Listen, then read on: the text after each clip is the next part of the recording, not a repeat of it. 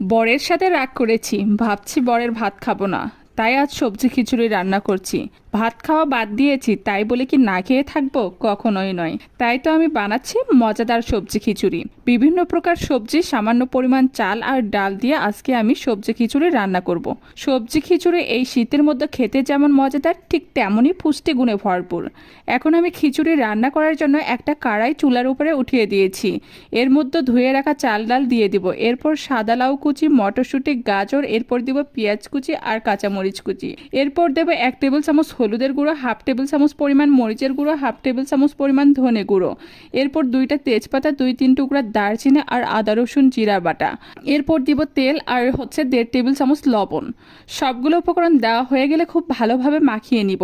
মাখানোর উপরই কিন্তু সবজি খিচুড়ির টেস্টটা নির্ভর করে। আর এই শীতের মধ্যে সবজি খিচুড়ি খেতে ভীষণ মজাদার। তাই তো আমি সবসময় আমার ফ্রিজে বিভিন্ন প্রকার সবজি ফ্রোজেন করে রাখি। যখন সবজি খিচুড়ি খাওয়ার ক্রেভিংস হয়, ঠিক তখনই আমি ফ্রিজ থেকে বের করে এভাবে সবজি খিচুড়ি বানিয়ে খাই। ভালোভাবে মাখানোর পর বেশ কিছুক্ষণ রান্না করে নিব। 15 থেকে 20 মিনিট রান্না করার পর মোটামুটি খিচুড়ি আমার রেডি হয়ে এসেছে। আর খিচুড়ি থেকে খুব সুন্দর একটা ফ্লেভার পাচ্ছি, দেখেই তো ক্ষুধার পরিমাণ বেড়ে গেল।